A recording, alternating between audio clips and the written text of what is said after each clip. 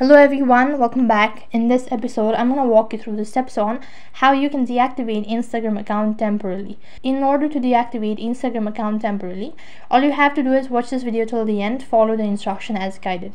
The thing you have to do is make sure that the application is completely up to date. And once you're logged in, go ahead and tap on the profile icon from the bottom right hand side corner of your screen.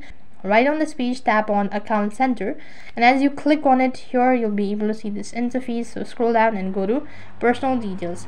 As you click on Personal Details, go to Account Ownership and Control, and here you'll be able to see the option as Memorialization or Deactivation or Deletion. Select Deactivation Deletion. Now go ahead and select the account that you wish to deactivate. Here you'll be provided with the statement or the difference between deactivating and deleting your account. So click the continue button in order to proceed on. Then enter in the password, and as you do that, you successfully deactivated your Instagram account. Now deactivating your Instagram account can only remain for 30 days.